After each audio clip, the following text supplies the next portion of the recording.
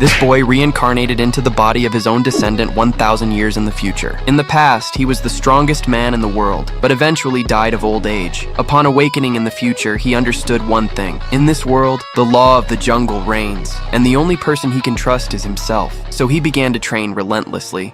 Sieg drank monster blood. He lifted stones with his feet, leaped for kilometers, while increasing the weight of his training, all of it to forge the perfect body. Now, at the academy, he won't compete. He will crush every other student with pure brute strength. He always sought the pinnacle of martial arts, but he knew it was a peak impossible to reach. So to challenge that truth, he clung to an ancient legend passed down through generations. The legend spoke of a sanctuary, guarded by a divine dragon that protected a golden fruit. The warrior was shocked to think that such an item truly existed, and after a long journey, he finally arrived at the sacred tree to claim his prize. There before him was the legendary fruit of immortality, shining with a golden aura. The man was exhausted and wounded, but the relief of victory was already taking over him. He sat upon the dragon's body and whispered that he had finally managed to defeat the creature. With great difficulty, he dragged himself toward the tree, groaning in pain because of his injuries. But as he took the fruit, he said that with it, he could still reach the peak he had always dreamed of. Without hesitating for even a second,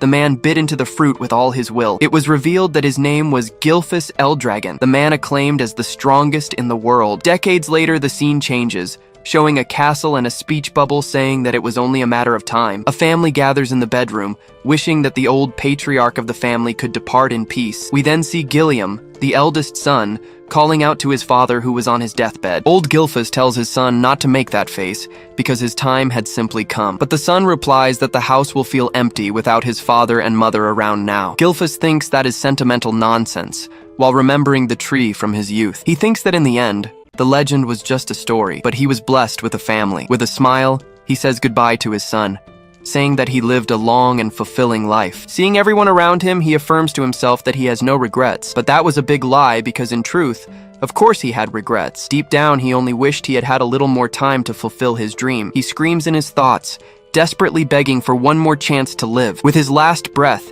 he still tries to reach the pinnacle of martial arts that he desired so much. And so, amid his son's crying, the life of Gilfus Eldragon should have ended. But fate had something else in store, and suddenly his consciousness awakens in the body of a baby. He wonders if he had been sleeping, and why his body suddenly feels so light. Then, when he looks at his hand, he realizes it looks like that of a newborn. Shocked by what was happening, he realizes he has become a baby again. He tries to calm himself to process it, because a master like him should not be going through this. With the memory of his past life, he knows that this situation is not normal at all. He wonders who could have done this. And above all, how all of that happened. But then a spark flashes in his mind, and a doubt begins to form in his thoughts. Could it be possible that the cause of all this was that golden fruit he ate? He understands that the power was not immortality, but rather the chance to reincarnate. With a victorious smile, he celebrates the luck of finally being able to reach his goal. Looking around, he notices that there are several other babies in the same room. He deduces that he was reborn into the Eldragon family,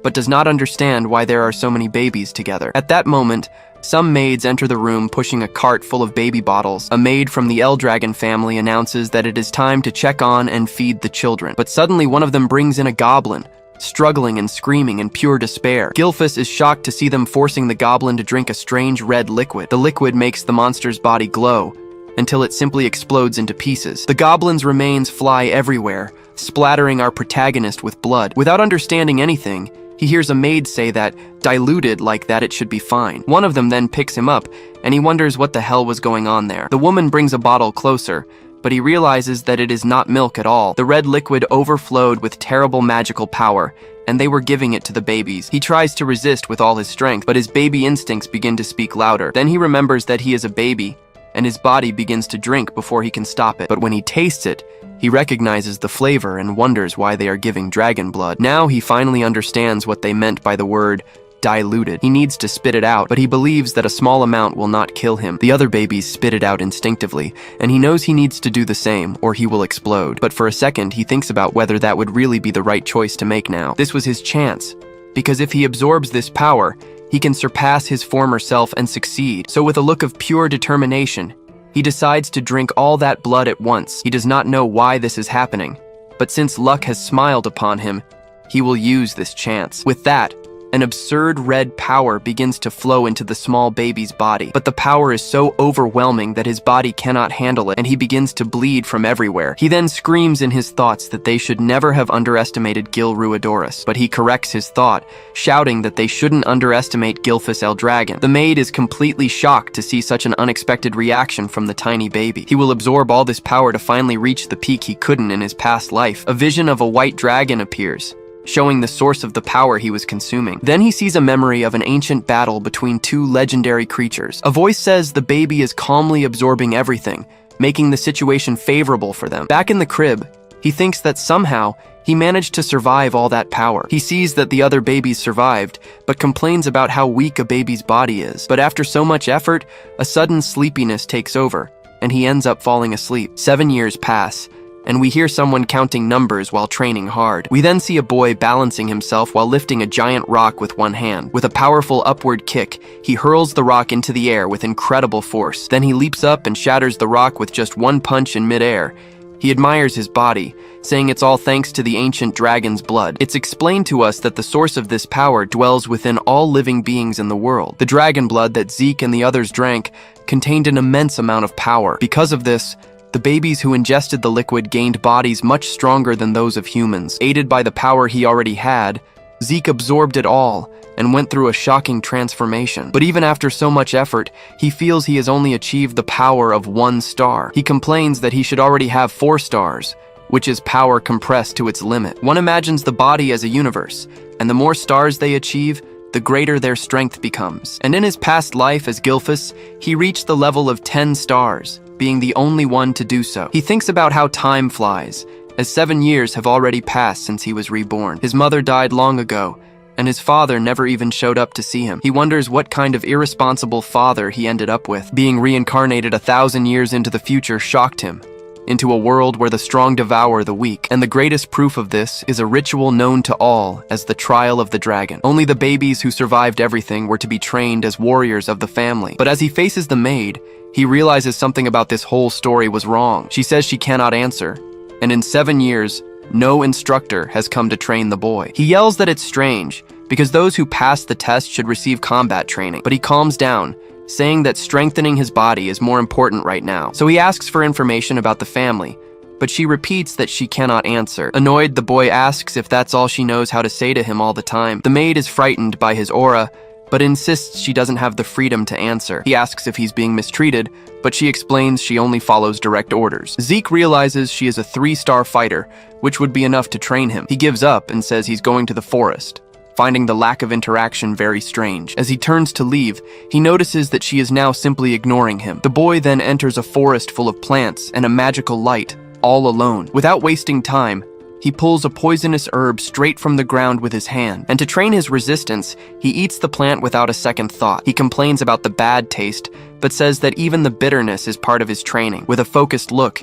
he thinks he needs to be patient to achieve his goals. But as he runs, he complains that the forest roots won't stop following him. He didn't expect them to show up and tells them to just say what they want. The boy hides in the bushes, waiting to see what will happen next. Suddenly, he senses a presence and realizes something is approaching. With watchful eyes, he observes in silence through the leaves of the bush. Just then, a fury boar appears, emanating a dark purple aura all around. He notices the black mist and says that this didn't exist in the world 1,000 years ago. The creature sniffs the ground, trying to find the trail of its hidden prey. But then the monster finds him and unleashes a dark power that spreads through the forest. Without wasting time, the boar charges straight at the boy with great speed. With a smile on his face, he prepares to face the creature without any fear. Then he dodges the boar's attack with an agility that's impressive for his age. His fist begins to glow, and he prepares a counterattack with a golden aura. With a single well-aimed punch, he hits the animal square on and defeats it easily. He looks at his hand, saying that just a light touch can cause all this damage. Tired of being alone,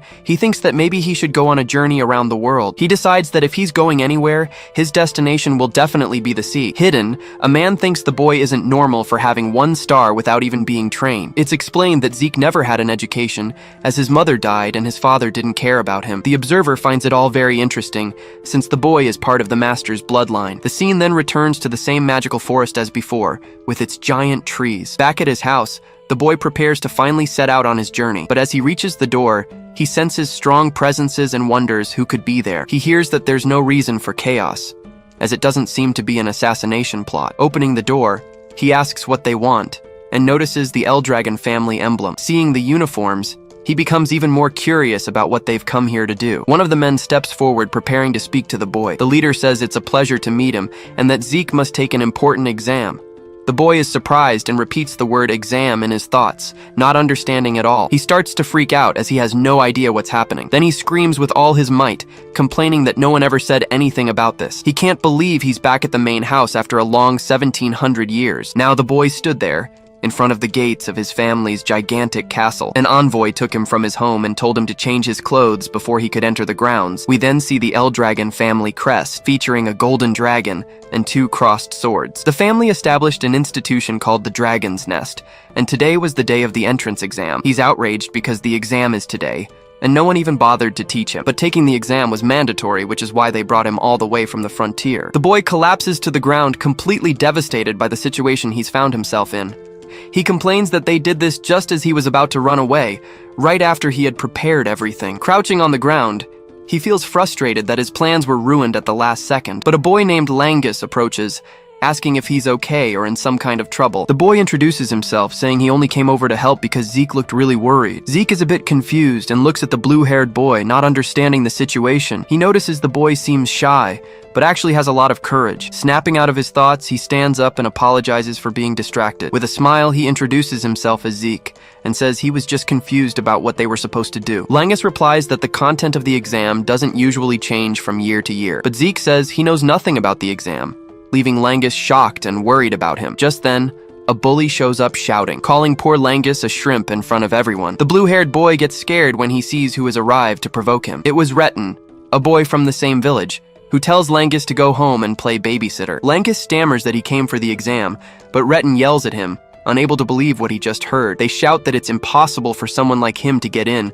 since his father is an imitation dragon. Zeke just watches the scene in silence, clenching his fist tightly. The Eldragon family has a hierarchy, with newcomers being called lesser dragons. The captain class are the adult dragons, and the executives are known as elders. And at the bottom of the pyramid are the imitation dragons, those who failed to enter the nest. They are scornfully called imitations, and are seen as the scum of the family. But Langus says he wants to prove that they're not fakes like everyone always says. Zeke then asks why, and the boy stares back at him with determination. Zeke stands up for Langus, asking how they would know since the boy hasn't even tried yet. Reborn asks who he is, and Zeke says he just wants to know why it would be impossible for Langus. The bully shouts in their faces, saying it's simply because they are all too weak. Langus is shocked by the insult, and Zeke wonders what exactly it means to be weak. With a powerful aura, he says he imagines Langus is much stronger than them. Zeke's confidence is reflected in the surprised look of his new blue-haired friend. Outraged, the boy shouts, asking if Zeke is implying they're inferior. Reborn stomps his foot hard on the ground,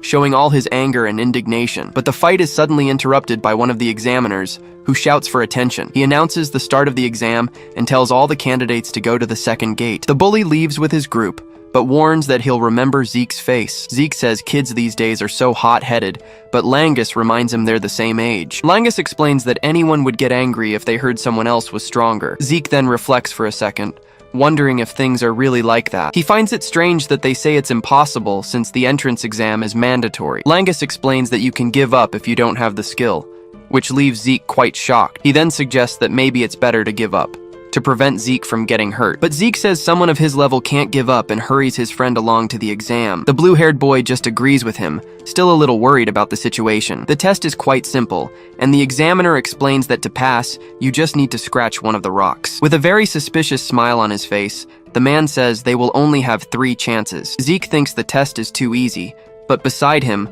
Langus panics and despairs. He remembers his dragon's blood and thought the exam would be much more terrifying. Looking at his number 1 card, he thinks that in the end, it was all a big disappointment. The examiner then gives the signal and shouts with all his might for the test to begin. The first boy tries with a sword, but the blade shatters upon hitting the hard rock. Another candidate tries using his own fist, but ends up recoiling with a badly injured hand. The same thing happens to another, who breaks his hand trying to punch the rock with force. Everyone is shocked by the scene, and poor Langus cowers in fear beside him. The examiner notes the boy's failure on the ground and asks if he wants to try again. The examiner then declares it a forfeit and orders his assistants to carry the boy away. With the failed candidate on the ground, the man calls the next in line to attempt the challenge. Zeke doesn't understand Langus's reaction, who is despairing at the difficulty of the exam. He then looks closely at the rocks and wonders what kind of things they are. Langus explains that it's a regeneration stone, which reflects impact hundreds of times over. He says that if ether power is circulated,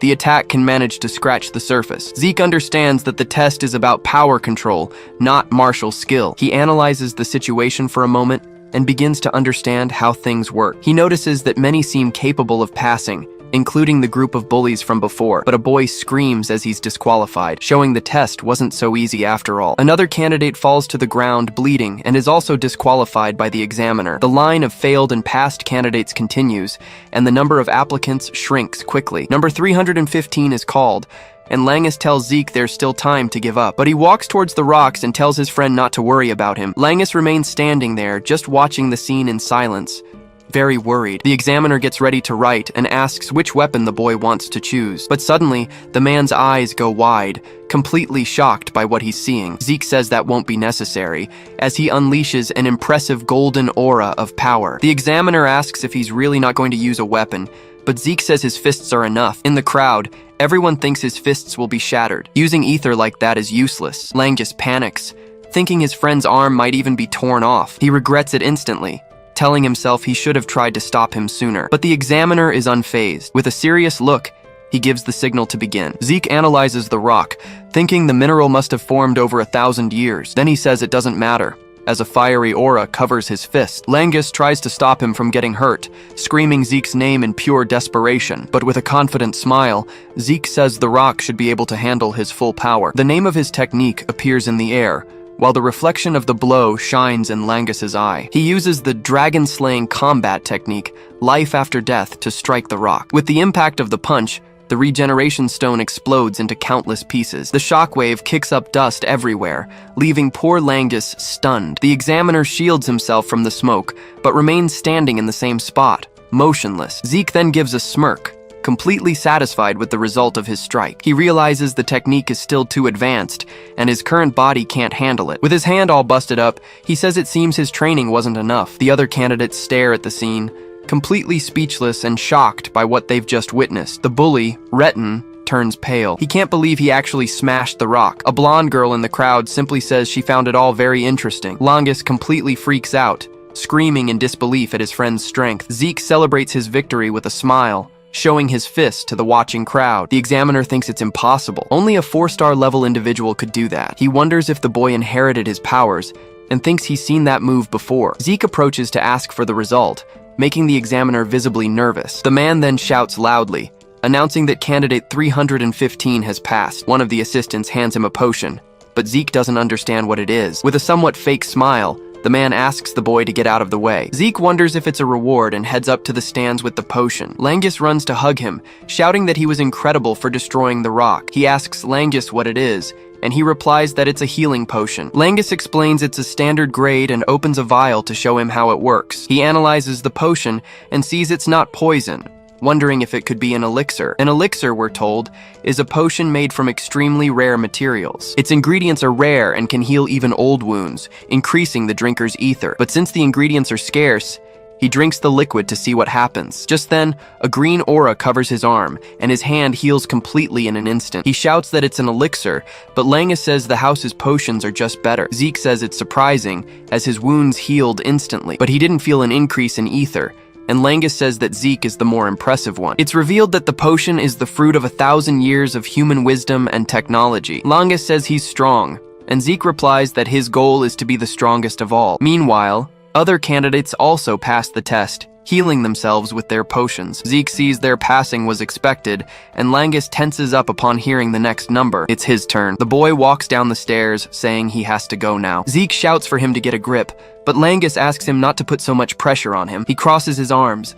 wondering what his friend is doing just standing there. Langus wields his sword with blue ether, and the examiner signals for him to begin. With a battle cry, He charges forward and strikes the rock with all his might, but the first attempt fails, and he swears he'll get it on the next try. He tries again with more determination, but the sword barely scratches the stone. The blow throws him back and he falls to the ground, completely exhausted and powerless. Sitting there, he can't believe he failed, panting from the effort. The bullies laugh and shout that he should give up, since the son of a failure is a failure too. But one of them remembers with a smirk what Zeke had told them earlier. He points out that Zeke said the guy on the ground was stronger than they were. The examiner says it's not ridiculous, and offers him one last chance to pass. The boy stays on the ground, hopeless, stammering that he can't do it. But suddenly Zeke appears, asking what he's doing just standing there. He questions why he's using a sword instead of a spear, which would be better. Langus doesn't understand what he means, and Zeke tells him not to use a weapon without a plan. Retin mocks him, saying it doesn't matter how much he struggles with a sword. The other boys laugh and shout that his father didn't teach him how to use a spear. Another one adds that switching weapons won't make any difference. Zeke asks the examiner if switching weapons in the middle of the test is against the rules. He tells Langus it's okay,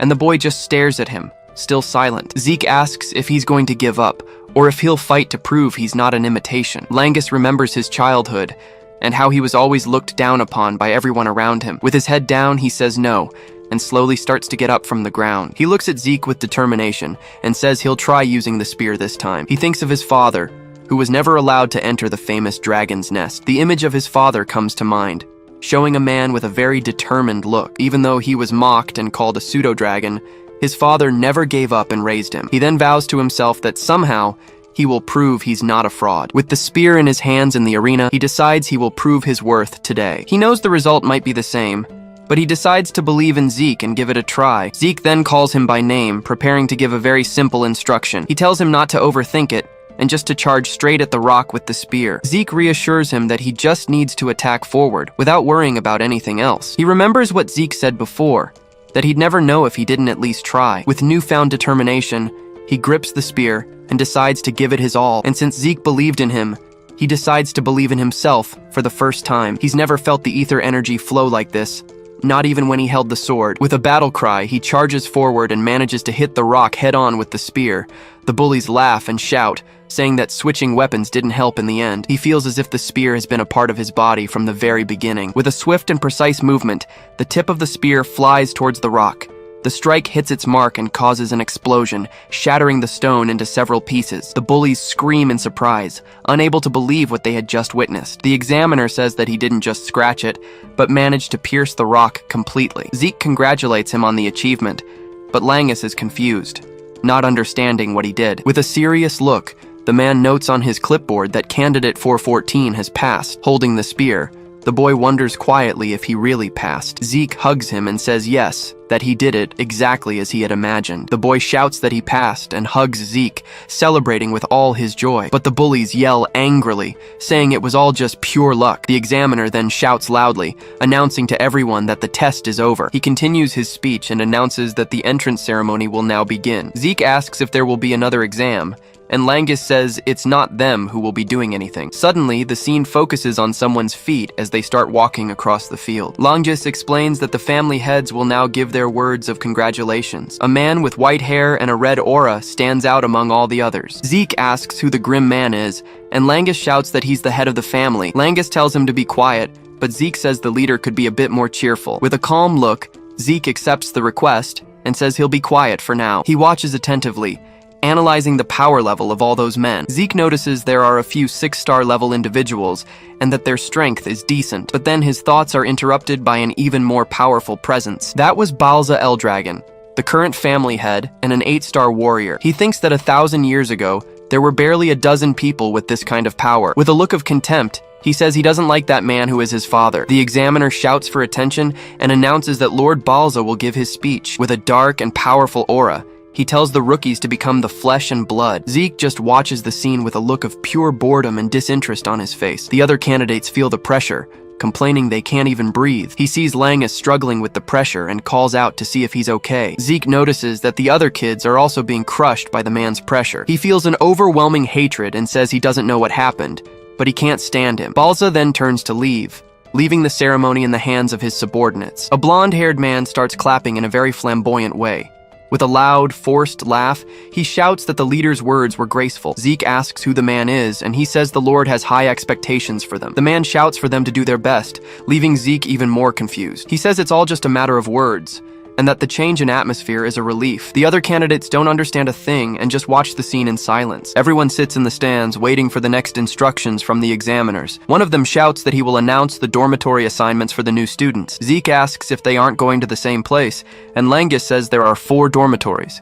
The students are divided among the north, south, east, and west dormitories of the nest. Number 315 is called, and Zeke says goodbye to his new friend Langus. He arrives at the East Dormitory and admires the architecture of the huge, luxurious building. Walking through the hallways, he thinks that things have changed a lot in 1,000 years of history. After getting lost, he finally finds his room and thinks his roommate has already arrived. With his hand on the doorknob, the boy gets ready to open the door and meet his roommate. He apologizes for being late and says that from now on, they'll be sharing the room. But upon seeing the boy's face, he's shocked and recognizes him instantly. Zeke enters the room and is startled to see a figure standing near the window. With a smile, he realizes it's Langus and says it feels like they have a connection. The blue-haired boy agrees, confessing he was feeling a bit lonely there. Langus then mentions that training doesn't start until tomorrow and asks if Zeke has any plans. He's surprised Zeke didn't know, explaining that the instructor told everyone. But Zeke admits with a thumbs up that he wasn't even paying attention to what the man was saying. Anyway, Langus warns that they'd better get to sleep since training starts early. Zeke then stares at the door,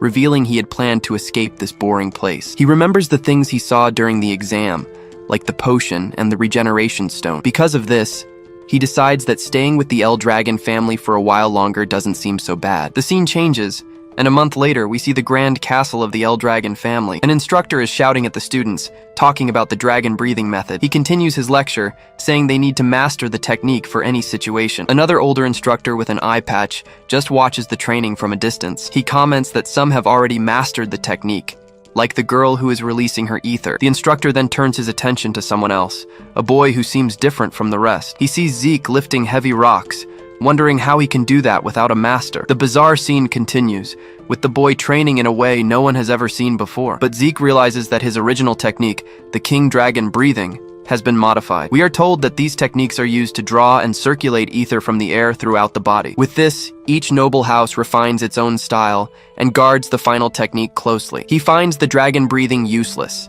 as it only works if the user is standing still. His secret technique was the only one that allowed the use of ether while moving. He simplified it himself so others could use it, and he's glad it has survived for 1,000 years. With that thought, Zeke continues his strenuous training, ignoring the stares of others. The scene changes, and now everyone is in the dining hall, finally resting after practice. Most of the students are so tired they can barely eat, but Zeke is eating heartily, devouring everything in front of him. He notices Langus looks tired and warns him that he won't get strong if he doesn't eat. Langus then asks how he has so much energy, and Zeke replies that he's just weak. Zeke then offers a piece of his pie, telling Langus to eat up and train harder. With a sideways glance, he observes the other students, noting that some are well trained. Just then, a blonde girl approaches their table and praises him, saying he's incredible. Zeke is confused and asks who she is, making Langus spit out his drink in shock. Desperately, Langus whispers that she's Laika, the daughter of the family head. He says she's a candidate to be the next leader, but Zeke reveals he's also the head's son. The blue-haired boy is shocked and asks if what he said is really true. Then Laika herself, surprised, asks if he is the illegitimate son of the head. Zeke confirms, saying he'd gain nothing by lying about something like that. She questions him about his strength, wanting to know how he shattered the stone with his bare hands. The girl is silent for a moment, just observing Zeke's calm reaction. But then she flashes a big smile and says he's truly impressive. With an excited gesture, she invites him to join her, leaving Zeke confused. The girl explains that she wants to be his ally, as he'll need help in the future. We see an image of them together, showing the powerful alliance they could form. The girl proposes that he use his power to help her, but Zeke rejects the offer on the spot. She doesn't understand the reason for his refusal, and starts to suspect his intentions. With a serious look, she accuses him of also eyeing the position of family head. Zeke just reflects on her power, noting she can already project ether outside her body, but he responds with a bored tone that he couldn't care less about the position, leaving the girl shocked by his answer. Irritated, Laika tries to attack with a knife, but Zeke blocks the blow using only his fork. Her knife gets stuck in the wooden table, showing the force of the attack. At that moment, Zeke unleashes a powerful aura and warns with a smile that he won't serve anyone. He then declares with his eye glowing that the reason is simple.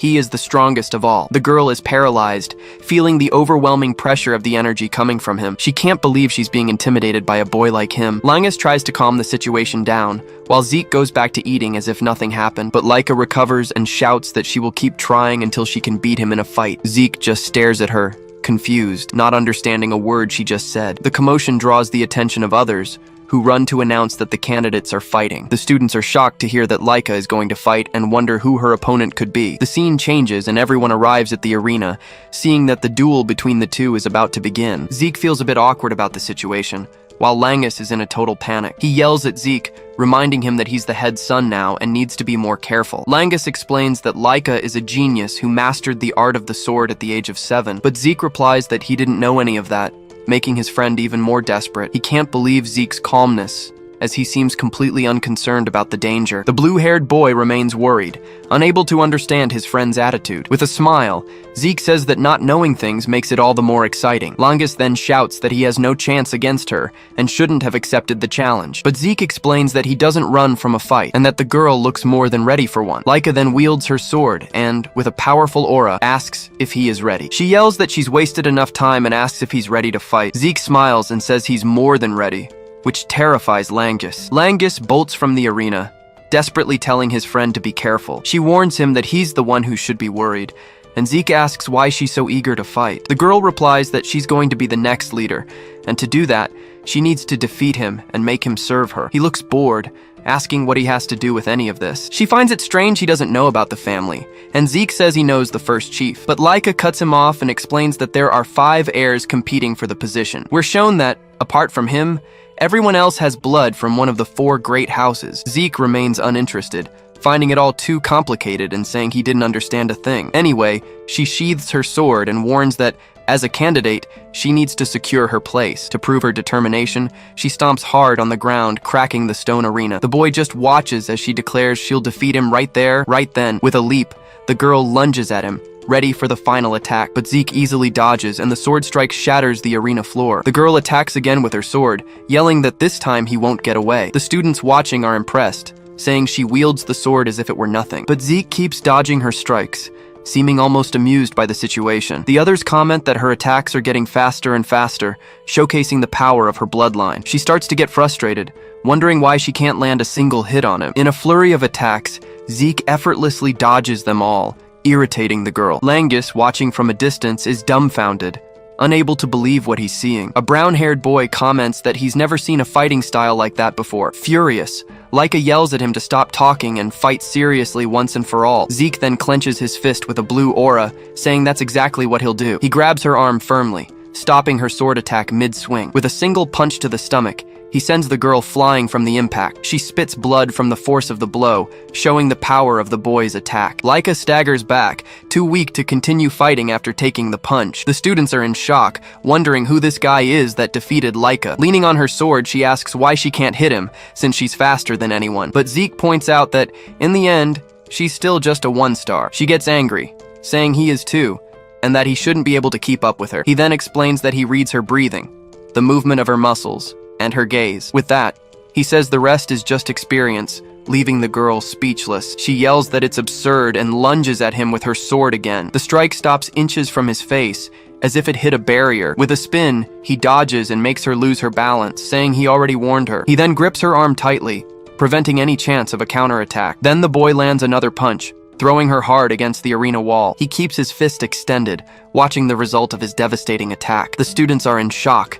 shouting Laika's name, not believing she lost. Langus celebrates the victory, but Zeke corrects him, saying the fight isn't over yet. Through the dust, we see the girl planting her feet on the ground, stopping with difficulty. Zeke is impressed, praising how she used her power to withstand the blow. Even injured and holding her stomach, Laika struggles to her feet, but doesn't give up. Langus is worried about her, but Zeke tells him to get back so he doesn't get hurt. He notices the energy at her feet, suspecting she's already reached the 2-star level. Suddenly, the girl's body is engulfed in an aura of lightning, shining brightly. The students watching are amazed, recognizing the signature aura of a 2-star. It's explained that this level allows one to project their power outward, creating a combat aura. She then thanks Zeke, saying it was because of him that she was able to evolve. With that, she charges forward, yelling that he doesn't stand a chance, surprising Zeke with her speed. The attack leaves a trail of yellow light, and he narrowly dodges the strike, but he feels a cut on his face and is confused, as he was sure he had dodged it. The girl appears behind him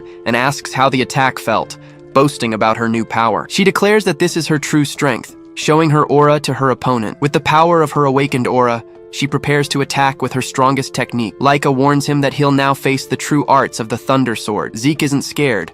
He's excited to witness a style he's never seen before. With a grin from ear to ear, he thinks this fight is the best thing that could have happened. The girl then reveals her technique, a flash of thunder that cuts through the air with speed. Zeke is surrounded by the lightning and is surprised, not understanding what that power is. With a smile, he gets excited and asks how she can use real lightning. But she doesn't give him time to talk and already prepares for another powerful attack. With one blow, she shatters the arena floor and traps him in a net of lightning. He admits that in his current state, it'll be very difficult to deal with all that power. The boy wonders how a 1-star difference can be so huge in a fight. From a distance, Langus watches everything in terror, calling his friend's name in despair. Zeke notices her movements are simple, but her technique has exploded in power. Now, as a 2-star, the girl has become even faster and more dangerous than before. He finds it strange, as using lightning was impossible 1,000 years ago, but he decides to observe. The boy dodges again, thinking he's very curious to know what this power is. Laika sees his smile and says he must have a lot of confidence to be smiling now. Angrily, she yells that she's going to wipe that arrogant smirk off his face once and for all. Zeke then stops retreating and plants his feet on the ground, ready for a counterattack. She then uses her strongest technique, a thunder attack that hits him head-on. Zeke is impressed, saying she looks like a living bolt of lightning. The girl's blow causes a giant explosion, further destroying the battlefield. Langus and the other students scream Zeke's name, horrified by the scene they've just witnessed. But in the middle of the smoke, he appears, still standing even after taking all that damage. Laika doesn't give up and launches another lightning attack, giving him no time to breathe.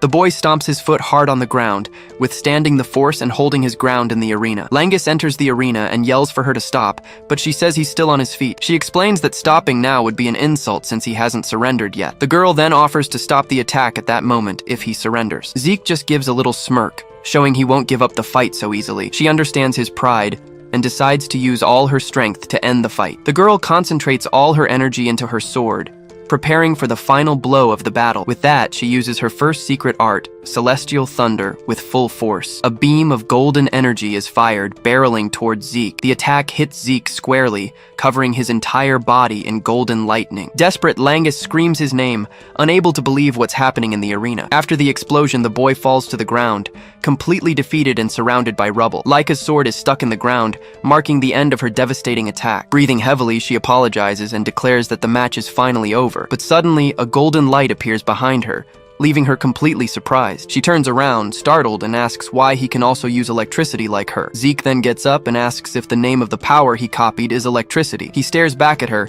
and, with a smile, says he doesn't know why he has this power. With his arms crossed, he yells that he has no idea how he did it either. The girl is completely confused, not understanding a word he just said. He explains that he was taking the hits on purpose to study her power, and now he can use it. While taking the attacks, he kept using his Dragon King's breathing the entire time. Because of that, her lightning energy reacted with his breathing, creating a connection. Then, lightning began to form inside him, and now he can control the power. He admits he doesn't understand the details, but says it was a great lesson for him. Laika comments that he must have a rare body since the technique belongs to her family. He thanks her for the lesson, as he discovered that his power can fuse with lightning, and most importantly, he can now hold lightning energy in his hand. Thanks to her, he has also become a 2-star, unleashing his powerful aura. With an intense gaze, he tells the girl that their fight isn't over yet. She charges at him with her sword again, ready to continue the battle. But Zeke smiles, declaring that the fight is far from over. He then fires a beam of energy that hits the arena wall with force, but he stumbles a bit, admitting he hasn't gotten used to the power yet. It's explained that the power fused with lightning strengthens the body, stimulating everything. He then thinks that he'll soon get the hang of using this new and bizarre ability. Langus watches in shock, unable to believe the level of the battle between the two successors. Now, with his new speed, Laika's lightning slashes can no longer reach him. Furious, she yells and asks if he's mocking her with this attitude. With a smile, Zeke replies that he's not, and that he sees her as a real threat. He then stomps hard on her sword, using the power of lightning to defend against the attack. The girl recoils from the impact, while Zeke backs away a bit to get some distance. He stretches and decides it's about time to end the fight by creating a new technique. Laika is confused, and he corrects himself, saying it'll be a special form of attack. She gets lost in thought, wondering if he was trained in secret martial arts. But Zeke doesn't give her time to think and charges at her with his new speed. With a focused and determined look, he prepares for the final blow of the fight. With that, he uses his new art, Thunderstorm, with all his might. The blow hits the girl head-on,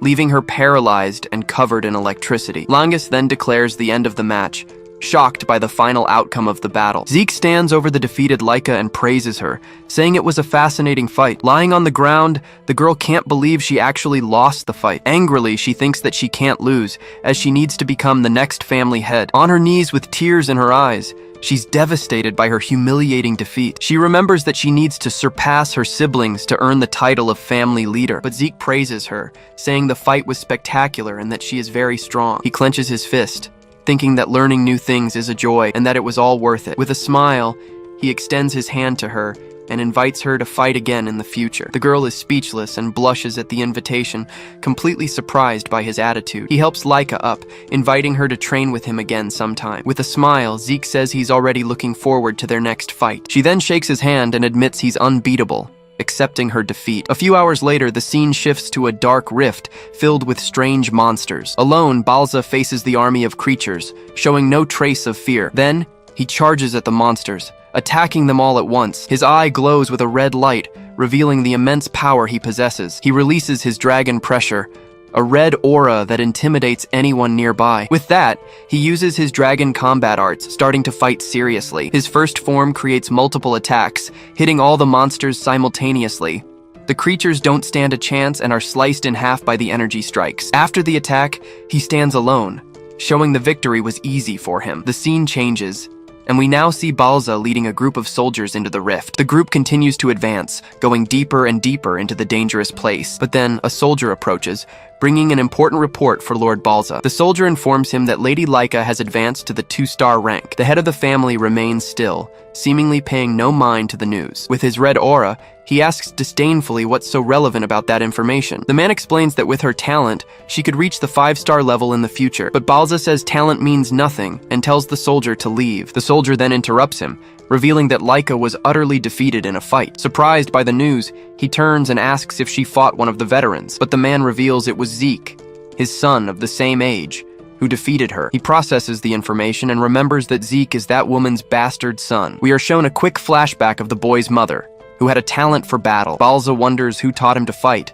and the soldier says he trained all by himself. Zeke reached the 2-star level without anyone's help or instruction. With this information, Balza decides they can now begin the first great test. The soldier grows concerned, warning that most of the students haven't even graduated yet, but he says it doesn't matter, as anyone who doesn't survive the test has no future there. With a dark look, he declares they are not worthy of being part of the Eldragon family. At that, Balza turns to the soldier and orders him to call Freya back immediately. The man is surprised, but Balza explains that someone who defeated Laika is quite interesting. He then orders Freya to conduct the test and keep a close eye on everything. With a smile, the chief thinks of Zeke and says this will all be very amusing. The next day, the scene shifts, and we see the students training hard in the castle courtyard. Langus is giving it his all, practicing the dragon combat arts with determination. Meanwhile, Zeke follows his own routine, lifting huge rocks without any difficulty. It's explained that this technique is for strengthening the body and was created by the 15th leader. Langus then approaches and asks why Zeke isn't training the combat arts, but Zeke replies that he's already mastered the technique, leaving Langus completely shocked. He also tells his friend that his ether flow is all wrong and needs adjustment. With that, he drops the rock and calls Langus over, saying he'll help. Zeke makes him float with a touch and then asks him to turn his back. Then, he places a hand on his friend's back and releases a golden energy into his body. He explains that this is the correct route to channel the energy, leaving Langus grateful. Langus is impressed, but Zeke gets annoyed that he doubted his ability. He apologizes, explaining that he's never been taught by anyone other than his own father. That's why he thought the dragon arts would be boring for someone as strong as Zeke. But Zeke says that's not true, as his own technique was very complex and difficult. It's explained that his combat art has several forms, with overwhelming power, and beyond that, there is the final form, the technique that killed the divine dragon itself. With a smile, he says that since he's already learned the art, he went back to his normal physical training. Langus is impressed by his learning speed and calls Zeke over to talk. Puffing out his chest, he asks if Zeke could train him like he did before. The black-haired boy is a bit surprised by the request, but seems to be thinking it over. With determination, Langus says he wants to get stronger, and Zeke accepts his request. He's shocked by the answer, and Zeke asks why he's reacting that way. Zeke then says he wouldn't lie, and that Langus seems like someone worth teaching. Just then, a bashful Laika appears and asks him to teach her too, making things interesting. Langus is surprised that Laika wants to train too, and she asks if she's not allowed. She explains she didn't think someone her age could beat her, since she's the next leader. The girl says her pride was completely crushed, leaving the two boys speechless. With determination, she yells that she wants to get strong enough to surpass her siblings and even him. Zeke becomes thoughtful at her request, analyzing the situation before giving an answer. She thinks he won't accept, since he's also a candidate and her rival. Langus points out that even though he's a bastard, he's still the family head's son. Zeke then says he doesn't mind, but he's worried about her injury from the fight. But Laika reveals she used a healing potion and is all better now. Zeke and Langus whisper about the potion, and Laika gets confused by their reaction. They conclude that nothing is impossible for her, and that they live in an incredible era. The girl then asks again if he'll really be her training instructor. With a huge smile, he replies that he would never refuse such a promising young talent. The two are confused, since he's also young and the same age as them. He then asks if she's sure, since he was the one who defeated her in the arena. But with determination, she says she doesn't care about appearances and will do whatever it takes to win. Zeke asks why she's so obsessed with the position of family head. She reveals that if she doesn't become the head, the only path left for her is a political marriage. Zeke is shocked and angry, unable to believe what he just heard from her. Laika explains that their bloodline is valuable, so they are used however the family sees fit. Langus is shocked by the greed and disgusting politics within the family. Outraged, Zeke yells that he will personally crush this custom of treating people like objects. But suddenly, an instructor shouts for everyone to pay attention to what's happening. Laika is confused, wondering about the reason for his sudden outburst. Just then, a red-haired woman suddenly appears right behind the trio of friends. The instructor announces that a new instructor has arrived and tells everyone to be grateful. The woman then approaches and grabs Laika's hair, asking if that's her name. Startled, the girl freezes in fear, unable to react to the sudden touch. She ends up falling backward while the two boys hug each other, terrified by the scene. The woman praises her reflexes and sharp aura, making a perfect sign with her hand. Zeke is shocked that he didn't sense her presence and wonders who she is. The other instructors praise her for her speed, revealing her name is Freya. With a smile, she introduces herself as Freya, a member of the Black Dragon Corps. She then turns and confirms if he's Zeke, the boy she's heard about. Freya asks why he isn't surprised, and he replies that there's no reason to be. With a serious look, she comments that he seems to have a very intriguing ability. He smiles back, realizing she's no ordinary person and that he must be careful. Freya then understands why the family head was so worried about this boy, but Zeke finds her martial art far more interesting than her presence concealment. He's curious, as he's never seen a power flow like hers, and thinks this will be fun. The woman stomps her foot hard on the ground, drawing the attention of all the students in the courtyard. With a smile, she announces that she will be their instructor from now on. The instructor explains that she's a 6-star and tells everyone to pay close attention. The students are shocked, wondering why someone so strong would be there with them. Some become more excited, eager to receive training from such a powerful instructor. With a smile, she says she will only teach those who pass the test she has prepared. The students are terrified by the idea of a surprise test, not knowing what to expect. She reveals a crystal orb and says the test is to spend a month on Poison Dragon Mountain. Everyone panics at the name, but Zeke just comments that he hasn't heard that name in ages. The scene then changes to show the mountain, a place filled with venomous and dangerous beasts. The venom from a single leaf there can kill an ordinary person instantly. Zeke remembers training there in his past life, but thinks it's too much for these kids. Freya warns that if the crystal orb breaks, the student is immediately disqualified. Terrified, the students ask what happens if they fail, and she says they will be expelled. She explains that to protect themselves, they need to use the dragon's breath technique. Laika interrupts her, pointing out that the mountain is also full of dangerous monsters. With a fiery aura, Freya coldly replies that they are to kill the monsters for food. The students are shocked, wondering if the combat technique will be enough, but Freya reassures them saying they still have 5 days to prepare. During that time, they will have to choose and learn one of the family's basic martial arts. With a sinister smile, she warns that she won't be responsible if they don't master the technique. One of the students asks if she'll help them, and she finds his naivety adorable. She then explains that this is the El Dragon family, where the weak die and the strong survive. The trio of friends looks serious, and the other students start to cry in fear of the test. Zeke wonders if the family he knew has changed so much, remembering his son, Gilliam. Freya then claps her hands and tells the students to choose the manuals for the weapons they will use. The students are confused, unsure which of the technique books they should pick to train with. Zeke helps Langus, telling him to pick the spear, since he used it in the exam. Laika is hesitant, but Zeke interrupts her before she can choose the sword. With a serious look, he points his finger and tells her to choose another weapon. She asks why the axe, and he explains that it will cover what's lacking in her style. With a smile, he convinces the girl, and she decides to follow his advice in the end. Freya then warns that they have 5 days to train, as if their lives depend on it. With a terrifying smile, she adds that if they don't train, they will die. The students turn pale with fear, understanding the seriousness of the upcoming test. She also reveals that the senior students will try to steal their orbs during the test. The trio of friends is in shock, unable to believe what they just heard from the instructor. It's explained to us that the 10-year veterans will have the test of stealing their orbs. With a little wave, she wishes them good luck, saying they will be hunted with everything they've got. Langus panics, shouting that they'll have to fight both monsters and senior students. Laika is worried, explaining that the seniors are all 2-star or stronger. Zeke agrees with her and suggests they form pairs or trios to fight. The pair likes the idea, and then asks what Zeke is going to do during the test. But Zeke says he'll go alone because he wants to have fun, leaving the others shocked. Excited, he invites them to eat, and his two friends think he's a bit weird sometimes. Then, 5 days pass, and the sun rises over the mountain, marking the start of the test. Already in the forest, the students look nervous, and Langus wonders if everything will be okay. Meanwhile, the senior students are waiting for them, looking bored with the whole situation. Freya then faces the mountain and, with a smile, announces that the test has begun. Langus excitedly comments that it's finally time for the exam, but Laika looks pretty tense. He wonders if it's a good idea to team up with Laika since she's a noble. The boy despairs, remembering he's just a commoner and doesn't even have a family crest.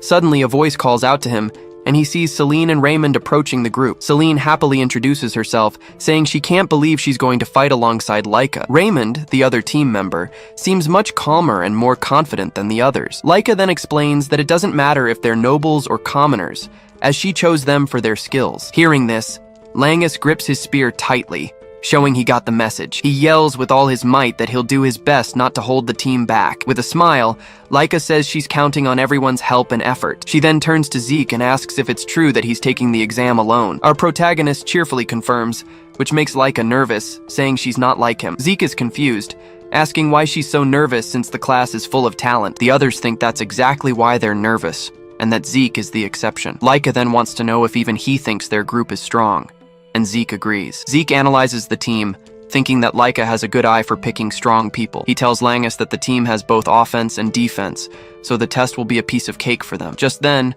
Instructor Freya arrives and sees that everyone has already formed their groups to start. She stands in front of the students, announcing that the exam is about to begin and mentions the orbs. The instructor shows a crystal orb, explaining that they must survive for a month on the mountain. She says that to pass, they just need to have an orb at the end, and that all the orbs are identical. The students immediately realize the catch.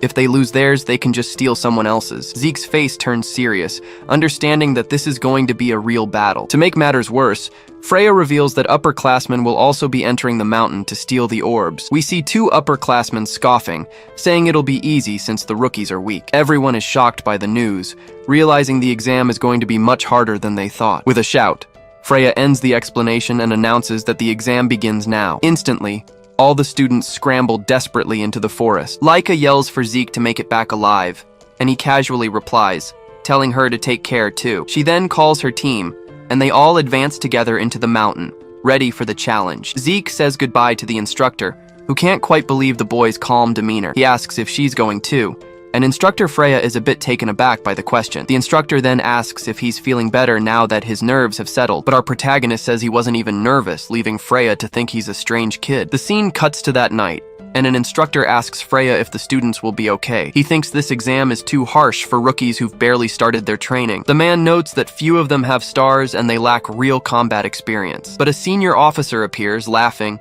saying it's all fine and there's no reason to worry. Freya explains that the monsters on the mountain are poisonous, but they're generally pretty weak. With that, she says they'll manage, and the instructor agrees, now more at ease. But then she lets out a malicious smile, commenting that later they're going to release that thing. The instructor doesn't understand at all, but Freya plays it off, saying it was nothing important. Just then, a menacing-looking group of upperclassmen is released to begin the hunt. Freya watches everything with a smile, curious to see how many rookies will manage to survive. In the forest, an upperclassman thinks he's caught someone by surprise, but it's Zeke, who was already waiting for him. A large upperclassman finds Zeke and scoffs, calling him an idiot for still being there. Hidden nearby, another upperclassman aims her crossbow with a wicked smile, ready to attack the boy. With that, she fires a precise arrow straight at our protagonist, who doesn't even seem worried. But to everyone's surprise, Zeke simply catches the arrow in midair with a single hand. He then cracks a crazed smile and yells that he's been waiting for them this whole time. The upperclassmen are in shock,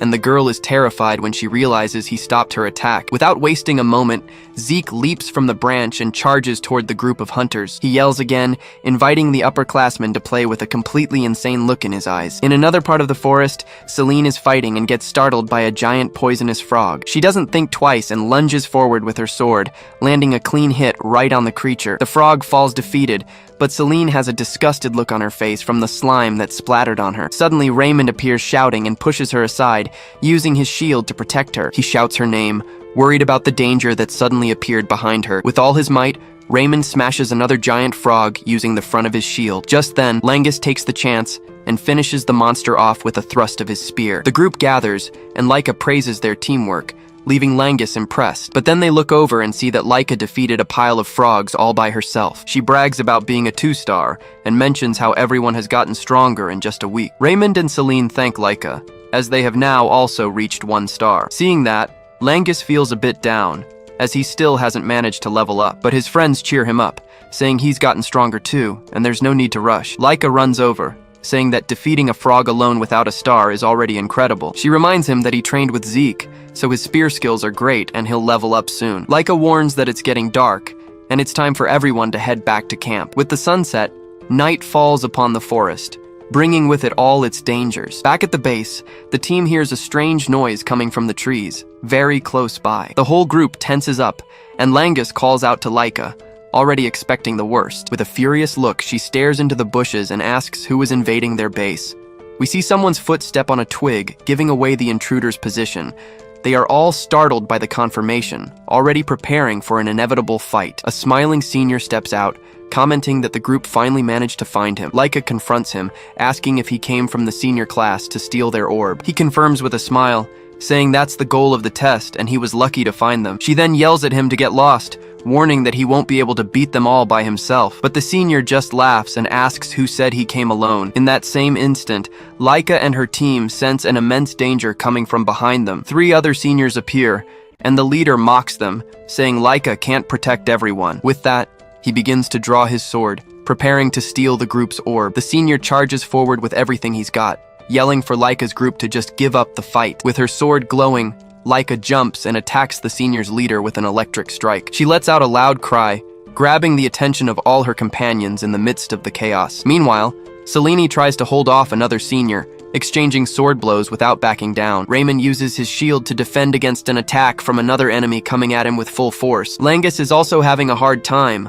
weathering the assault of a powerful senior. He becomes desperate, wondering what he can do to turn the tables in this situation. We cut to a flashback, where Langus was asking Zeke how to defeat someone stronger. He was worried because he didn't have a star yet, and didn't know how to fight for real. To his surprise, Zeke yells that the answer is simple, and he just needs to give up. The protagonist explains that it would be impossible for him to beat a 3 or 4-star enemy. Langus is pensive, trying to understand what his friend was getting at, but Zeke reminds him that in the exam, the enemies would be 2-star at most, so there was a way. Curious, Langus asks what that way would be. Zeke then teaches him that it's simple, and he just needs to exploit a single enemy opening. Langus asks how he's supposed to find that opening, and Zeke replies that he needs to endure. With a smile, he tells him to endure and keep enduring until the enemy shows an opening. The boy is shocked, but Zeke explains that a weaker person can't create openings against a stronger one. At this, Langus clutches his pants, asking if he thinks he can withstand the whole thing. The protagonist then warns that he has to endure even if it kills him,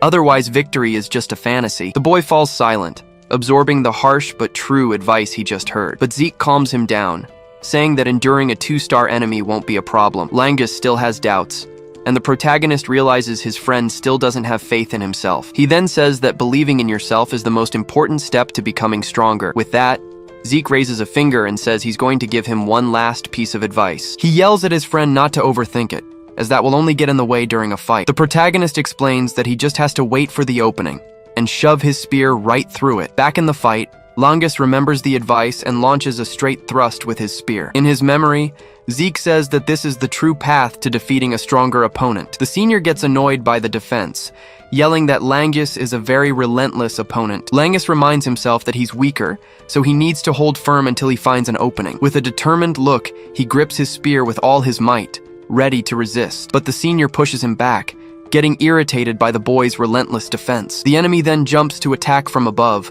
yelling for Langus to finally go down. At that moment, Langus sees the perfect opening, and his eyes shine with the opportunity. He concentrates his energy into the tip of his spear, which releases an intense blue glow. With that, he executes a swift movement, a straight and precise thrust towards the senior. The spear hits right in the middle of the enemy's body, who didn't expect that counterattack. The senior is shocked, finding it impossible to have been hit like that by a rookie, and so Langus stands victorious, while his opponent falls defeated to the ground. In that same instant, a star of power shines on his chest, indicating that he has leveled up. Meanwhile, Laika is struggling, and her enemy thinks the fight is already over. The senior is desperate because even though they are both 2 stars, the power gap is huge. With a thunder strike, Laika simply shatters the guy's defense and defeats him. It's explained that she used Zeke's tip, mixing axe techniques with her sword. With her hair crackling with lightning, Laika warns that the senior's luck has just run out. The senior is terrified and screams his lungs out, saying that this is his end. Then she unleashes an insane electrical discharge,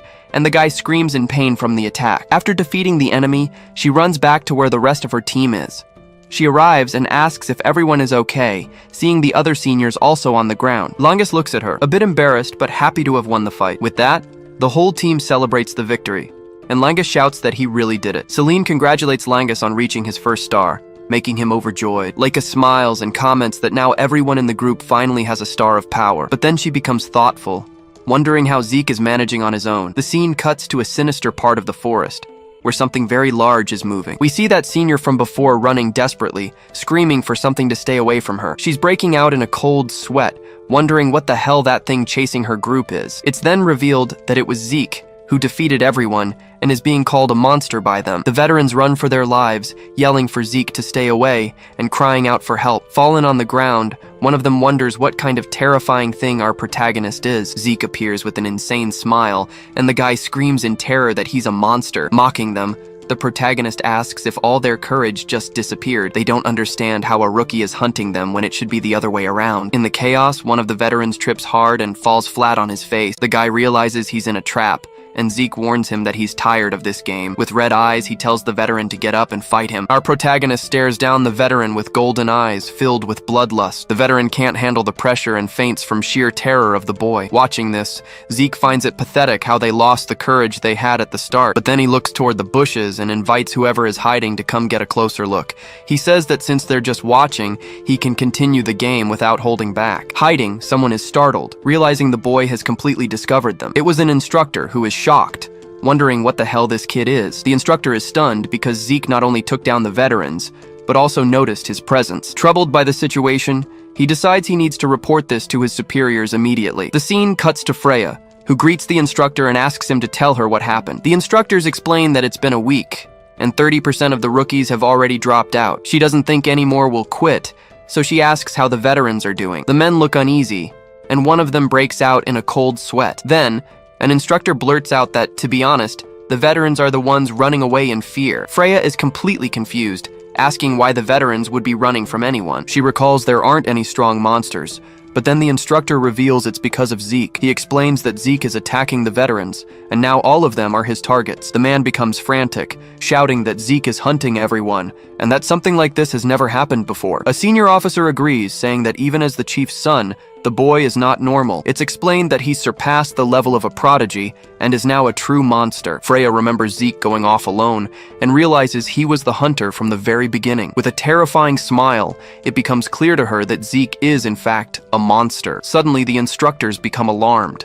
not understanding what's happening at the camp. Just then, a huge cage is delivered, and Freya announces that she was expecting it. An instructor yells at her, saying she can't release that 3-star monster there, but she just laughs and explains they made adjustments so the creature will only attack those with 2 stars. This means the targets will be Zeke and Laika, while the others will be safe from harm. Freya then reveals this was a direct order from the chief, Balza El Dragon. She's curious to see if Zeke's monstrous power will be enough to handle this threat. With a confident smile, the instructor orders them to release the creature at dawn. The scene cuts to the next morning with the sun rising over Dragon Mountain. Laika's team is walking when Langus suddenly feels the ground shake. Raymond gets a bad feeling, and Laika wonders if it's the veterans again. But Langus thinks it could be a very large monster like a raging boar. They then hear a deafening noise and spin around in fear to see what it was. They all panic when they realize a giant tree is falling right toward them. Laika screams desperately, telling everyone to get out of there as fast as they can. The team dives to the ground, escaping the falling tree at the very last second. After the close call, Laika looks up, and Selene points to the new threat that has appeared. Langus and Raymond are also terrified, unable to believe what's in front of them. We then see it was a giant stone golem with red eyes glowing with pure malice. Far away, Zeke looks up at the sky, feeling it was about time for something to happen. He's sitting on a pile of defeated beasts and veterans, letting out a bored sigh. He thinks he's had enough, as there's no one left to fight, and it's disappointing. Suddenly, a powerful energy spreads throughout the entire Dragon Mountain. He then senses a strange presence, noting that a beast of this level hadn't appeared in years. He remembers the first leader and thinks a 3-star enemy is too much for the kids. Zeke figures that something like this should have been handled by the instructors before the exam even started, but then he realizes they released it on purpose, and wonders what their crazy plan is. With a crazed smile, he thinks this is perfect, as he'll finally get to have some real fun. He doesn't just stand there, he takes off running, yelling that he's going after that strong monster. Meanwhile, Selena yells and charges with her sword, ready to strike the stone golem. Her strike hits the monster head on, but it doesn't even leave a scratch on its stone armor. The girl is shocked it had no effect, and Raymond gets ready to try as well. He then leaps with all his might and slams his shield into the beast's head, using all his strength. But even that wasn't enough, and he realizes the enemy is too strong for the group. Going all out, Laika uses her lightning attack, unleashing an insane amount of energy on the golem. The electric strike hits squarely, but it only manages to create a small crack in its arm. She then realizes that with her aura, she can only break the monster's outer shell. Seeing the situation, Langus desperately asks Laika what they can do now. She decides to sacrifice herself, telling them to distract the golem while the rest of the team escapes. The girl explains they would only get in the way, as she used a lot of aura just for that. The golem stares down the group with its red eyes, steaming and ready to attack. Laika warns that in their current state, they couldn't even scratch the enemy, but Raymond refuses, saying they can provide the support she needs to fight. She's surprised by her friend's attitude, who refuses to run and leave her behind. Langus and Selene also shout that if they all fight together, they might have a chance. The whole group gathers in front of the golem, showing they're ready to fight together. Seeing everyone's determination, Laika cracks a smile and agrees to the team's plan. Raymond then yells for everyone to provide cover, and Laika prepares for the attack. With her sword charged with lightning, she announces she's going all out against the monster. Laika focuses her energy, and her sword glows with an impressive electrical power. She faces the stone golem, which braces itself for the incoming attack. But the monster attacks first, and Raymond dives in front, blocking the punch with his shield. He feels the pressure of the blow, but manages to hold his ground and protect his friends. With that, Langus and Selene seize the opportunity to attack the golem's legs. The distraction works, and Laika manages to leap high into the air, preparing for the final blow. She shouts the name of her technique, the Thunder Spirit Broadsword Art. With all her might, she descends from the sky with the heavenly thunder strike, hitting the golem dead on. The attack causes an explosion of light and energy that completely devastates the entire area. Her sword is stuck in the ground, showcasing the incredible force she used in the attack. After the dust settles, Langus asks if she's okay, but she's used up all her energy. She worries about Raymond, but he lets her know he's fine and survived the impact. But just as she suggests heading back to base, the golem reappears, still standing. The monster's hand lunges towards Langus, who tries to defend himself with his spear. But in the end, the golem grabs Laika instead, leaving Langus desperate on the ground. Laika gets angry at herself for letting her guard down, as the beast can still move. The group can't believe that even after all that, the golem is still standing. From the ground, Langus gets up and yells furiously, telling the monster to let Laika go. But the golem ignores the boy and hurls Laika far away with all its strength. He watches the scene in despair, screaming his friend's name at the top of his lungs. Suddenly, A swift blur rushes past and rips off the golem's arm in a single blow. The monster's arm falls to the ground, still holding a confused Laika. Then, the golem is hit head-on by a tree that flies towards it. Langus runs to help Laika, and they wonder what the hell just happened. Suddenly, Zeke appears with a huge grin, asking what all the noise is about. They are shocked to hear that voice and turn around to make sure who it is. He arrives excitedly and asks what that giant clay doll over there is. The scene flashes back a bit to when Zeke saw a flash of lightning far away. He recognizes Laika's energy and takes off running to help her group with their fight. He thinks her team is good, but he's not sure if they can handle a 3-star beast. To get there faster, he decides to use a new technique he just learned at the academy. Our hero prepares, and with a quick move, he slams his hand hard on the ground. Then, he grabs a giant tree with both hands, bracing himself for the impossible. He shouts with all his might, using his energy to rip the tree from the earth. With a roar, our hero simply hurls the massive trunk through the air as if it were nothing. He's satisfied with the result and even comments on how good it felt to use the technique. It's explained that this is the dragon's nurturing art, which teaches how to use the body's energy. Zeke finds this perfect since in his past life he was terrible at long-range attacks. But he knows there's no time to waste and starts running again to get to the location quickly. Back in the present, Langus and Laika are dumbfounded, shouting Zeke's name. Our hero arrives with a big smile, casually asking if everyone's holding up okay. Langus desperately points to the golem, but Zeke doesn't even know what it is and calls it a puppet. Zeke analyzes the creature, finding it strange, but the golem is already charging at him with full force. The stone monster attacks with a powerful punch, aiming right for our protagonist's center. But with a smirk, Zeke stops the blow with one hand, commenting that its shell is pretty tough. He says it would be boring to win the normal way, and throws the creature's arm aside. Watching this, Laika and Langus think Zeke is reckless and don't understand his calmness. Just then, the golem raises its arms again, and our hero realizes it's also quite fast. With his golden eyes glowing, Zeke prepares to see the monster's true strength. The golem attacks again, but our hero dodges underneath it with incredible agility.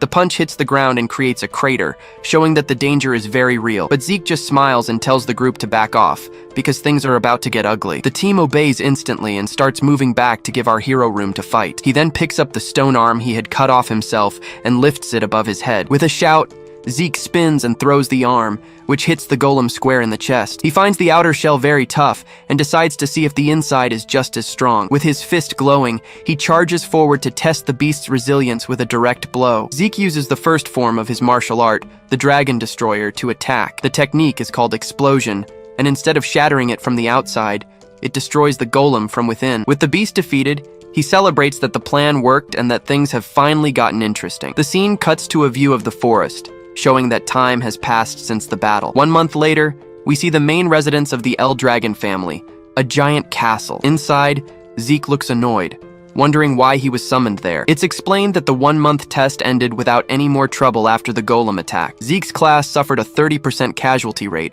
but the experience made them stronger. Many of the survivors earned 1 star, and soon after, Zeke was summoned by the big boss. He's walking with Freya, and she corrects him, telling him to call the leader, Chief Lord. She warns him that he brought this on himself because of how he acted during the exam. The instructor shouts that he attacked the veterans, something no rookie has ever done before. Because of him, the veterans didn't get any orbs and now have to retake the test. Freya takes a deep breath and tells him to fix his tone before meeting the Lord. With that, they arrive at a huge door, guarded by 2 very serious soldiers. Freya tells Zeke to behave, but he just asks why. With a sinister aura, it's made clear he can be killed, even if he's just a child. The instructor warns that she doesn't want that happening on her watch. Just then, Freya knocks on the door, preparing to enter the Almighty's room. She announces herself, stating she is reporting to the Lord as ordered. The door opens, and Zeke walks in with the instructor, his expression grim. The boy stares straight ahead, showing no signs of intimidation. They enter the room, and Freya announces that she has brought the young Lord Zeke for the meeting. At the desk, Balza Eldragon stops writing and glares at the boy with his red eyes. In a firm voice, he gets straight to the point, asking why Zeke attacked the veterans. Zeke, tired of the same old story, asks if he wasn't supposed to attack. The leader is stunned by the response, unable to believe what he just heard. Zeke explains that the only rule was to survive, so he did whatever he wanted for the entire month. Freya is furious at the boy's audacity for challenging the family's leader. She can't understand what he is, shocked by young Lord Zeke's attitude. Balza glares at the boy with pure hatred, unleashing all his rage. He then releases a sinister dragon's aura, putting immense pressure on the entire room. Freya can't take it and falls to her knees, certain that Zeke is about to be killed, but Zeke just stands there coolly, hands in his pockets, completely unfazed by the pressure. He gets annoyed with his own body, telling it to stop getting excited by the Lord's intimidation. The family head gets even more pissed off, seeing that his aura had no effect. So, Zeke asks if he was summoned just for this, and Balza demands to know how he did it. The Lord explains that the report states he defeated veterans and a golem with ease. Outraged, he asks how a bastard son like Zeke suddenly gained so much power. Zeke then asks what the reason for his power might be, making the atmosphere tense. With a smirk, he replies that the only reason is simply because he is himself. The two stare each other down, their eyes glowing in an impressive power struggle. Balza calls him insolent, but says he will grant him a reward for defeating the golem. Freya's jaw drops, not understanding why he's getting a prize for his behavior. It's explained that these are ancient treasures, kept since the time of the first lord, Gilphus. We are shown that the treasury holds legendary weapons, elixirs, and rare artifacts from ancient times. These places are tightly controlled, and only very special individuals are allowed inside. Freya wonders how, despite his disrespect, he was judged as excellent by the Lord. But Balza simply dismisses them, and Zeke complains that he still wanted to talk. Freya immediately grabs him, shouting that it's an immense honor to receive an award from the leader. She then starts dragging Zeke out of the room, thanking the Lord for his time. Just then, Balza says that in that case, he'll say just one more thing to the boy. Zeke warns him that as long as he keeps killing his emotions, he'll never be truly strong. The Lord is enraged by his audacity, and Freya screams at Zeke to shut up and leave. Alone in the room, Balza is lost in thought, wondering about the boy's presence. Outside, Freya is freaking out, unable to believe our protagonist's attitude. She yells at him, asking what was going through his head to treat the Lord that way. Zeke just replies that he couldn't help himself, making the instructor even more nervous. She doesn't understand, but he explains that the Lord is his biological father after all. Freya realizes he's not normal, and seriously asks who he really is. Zeke stares at Freya, repeating her question about who he truly is. With a confident smile, he tells her he's already said it. He is simply himself. Freya falls silent, trying to understand the attitude of this boy who defies all logic. It's explained that they drank dragon's blood, which is why the Lord is so powerful. She doesn't understand how Zeke withstood the pressure, and he asks if something is wrong. The instructor decides that after this, she'll need to check his birth records.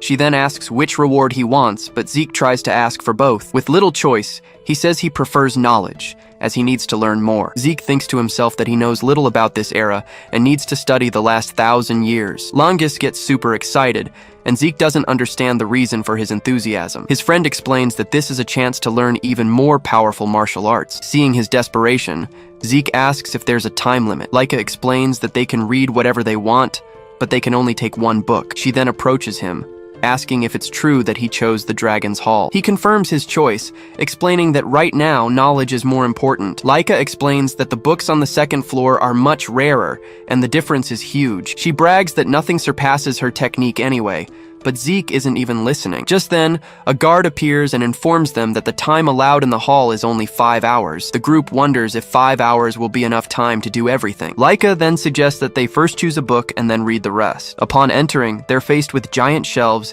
and realize finding a single book will be difficult. The group is amazed, finally understanding why it's called the famous Dragon's Hall. Even our protagonist admits the place is far more incredible than he had imagined. With a smile, he grows curious to see if there's any knowledge here that can surprise him. Then, Zeke walks through the hall, deciding to make the most of his time and enjoy the reading. Reading the books, Zeke suddenly screams, shocked by what the hell he's discovering. He tries to calm down and process the information, levitating several books around him. That's when he learns about chaos and magic, getting overwhelmed by so much new information at once. Exhausted, he collapses on the floor, thinking how 1,000 years is a terrifying amount of time. He then realizes that during all this time, his world has connected with another. It's explained that 900 years ago, a dimensional rift appeared, bringing forth the Chaos Realm. In this other world, monsters ran wild, and the Eldragon family fought against them. As a result, 4 powerful warriors from that world married into his family. He then remembers Leica's thunderous aura and the strange mist from a monster. Our protagonist finally understands why he didn't recognize them,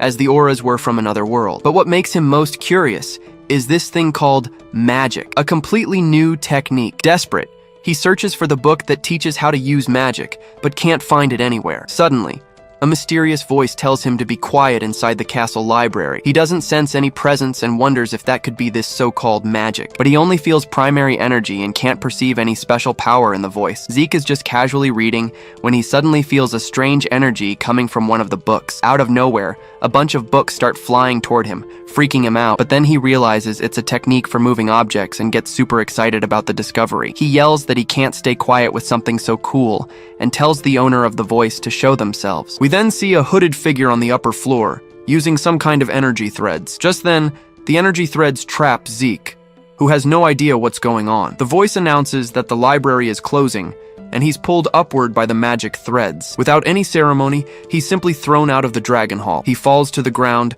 and sees the mysterious person, not knowing what it was he just saw. He points and yells for them to show him the technique, while Langus asks what happened. Leica asks what he did, but Zeke just says he got a little too excited in there. Then, Langus excitedly shows the book he picked, the Cloud Water Spear Technique. Celine also got a martial arts manual, the Windflower Sword Technique. As for Raymond, he got the Guardian's Shield Technique, a family defense style. Zeke then starts to laugh, as he realizes these are all arts he created in his past life. Zeke turns and asks Leica which book she ended up choosing. She shows that she got the Heavy Wave Broadsword Technique, an improved version by the 15th Lord. He gets thoughtful, remembering that this Lord also created the Dragon's Breath combat art. He recalls seeing several techniques he himself created, many with improved versions. He wonders if this Lord was the one who did it all, and finds the whole situation fascinating. With a smile, he thinks that school, after all, is way less boring than it seemed. Zeke stares at the academy, and now he can't wait to see what the future holds. The scene then time skips, showing us that 5 years have passed. Someone is walking down the academy's hallways, and we only see the person's feet. Leica is looking for the gang, and a freshman tells her that Zeke and the others are at training. She gets a little fed up and comments that they're training again, as always. With that, the girl, now 12 years old, heads toward the training grounds. There, we see the whole group, now older, training together just like they did when they were kids. Zeke, also 12 now, faces his friends with a much more mature and confident look. In a grand hall, sunlight streams powerfully through the windows, creating a tense atmosphere. An urgent report was being written, warning that a special rift had suddenly appeared. In the office, the leader asks if the information is accurate, and the messenger confirms immediately. Commander Ain of the Black Dragon Corps explains that the chance of finding magic water there is high. Balza grows thoughtful at the news, already aware that the rift's location was very problematic. It is then explained that magic water grants the power to use magic, changing the course of the war. Because of this, many bloody wars have been fought for control of the magic fountains. But in the midst of this age of magic, the Eldragon family's territory possessed no such fountains. Their only way to obtain the water was by conquering one of these dangerous special rifts. As a result, the Eldragon family had few mages, veterans who had previously conquered these rifts. Back in the office, the commander warns that the rift's location is a major problem. The rift appeared in the abundant dragon forest, which extends into enemy territory, and that other part of the forest belongs to the dangerous House Cerberus, their sworn rivals. The commander opens a map, showing that the rift's location is the greatest danger. The rift's zone of influence has spread, encroaching on House Cerberus's territory. The commander warns that the Cerberus will sniff out the rift, and Balza agrees they'll notice soon. With this, he already foresees a territorial dispute that will constrain both sides. Balza then decides they must act quickly, before their enemies discover the rift. He orders all the dragon's nests to be notified, as a selection test is about to begin. The scene changes, and Leica watches Zeke, remarking that he's going hard in his training. Just then, 3 students attack Zeke at the same time, each using their best technique. With his eyes gleaming, Zeke braces for impact, facing the 3 blows head-on. He then blocks all the attacks at once, showing off his absurd strength. With a smile, Zeke says the attack was good, but points out each of their mistakes. He tells Langus that his tension is killing the power of his spear technique. For Celine, he warns that focusing only on speed drains the power from her strikes. Zeke praises Raymond, saying he's doing very well with his defense, but he advises the boy to be less defensive and get used to attacking as well. From a distance, Instructor Freya watches everything, thinking the scene is complete insanity. She can't believe Zeke is withstanding the blows without using his power, calling it madness. Zeke shouts that this is also part of the training, easily dodging a classmate's attack. He then shows the result, explaining that their bodies have grown strong even without using power. Laika gets annoyed by the situation, finding it very strange that the kids are attacking non-stop. The students don't understand how he endures it all, finding his resistance a great mystery. But Laika warns them not to compare Zeke to humans, revealing his old nickname, Monster. Zeke then asks if she wants to train, but Laika replies that she needs to tell him something first. She informs him that he will be meeting the students from the other dragon's nests, and very soon. Langus is shocked by the news, but he had already figured it would happen sooner or later. Celine then asks if it's for the next exam, but not even Laika knows the full details. At this, Zeke questions how she knows these things, and she says she watches the instructors. He feels embarrassed for never noticing,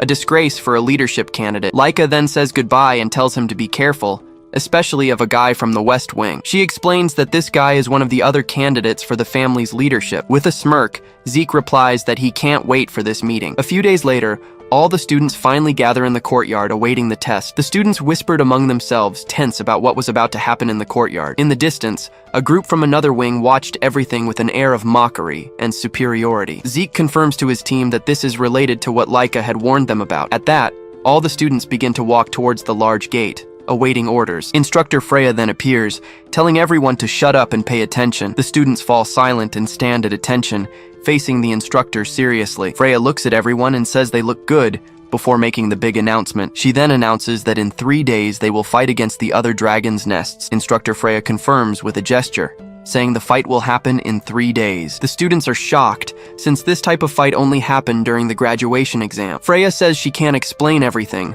but whoever survives will earn a special mission. Zeke gets excited by the idea, finding it interesting to fight for such an important mission. She explains that each of the 4 wings will send 7 fighters for an elimination tournament. The instructor then orders them to decide on the 7 representatives by the end of the day. The veterans are outraged by the idea, questioning what the rookies could possibly do. They consider themselves the only ones capable of fighting, calling the younger ones a bunch of weaklings. With a wave, Freya takes her leave and tells them to sort it out quickly, without giving more details. A veteran named Rick shouts that the 7 fighters will be chosen only from among the veterans, but Laika objects and shouts no, that the rookies should also be chosen. Rick then gives a mocking smirk, calling the girl Lady Laika to provoke her. He says she's mistaken, because what matters here is strength, not noble blood. Laika then stomps her foot firmly on the ground, starting to release all her power at once. With a golden aura surrounding her, she asks him what he knows about strength. The veterans are shocked by her power, shouting that she was already a 3-star. Just then,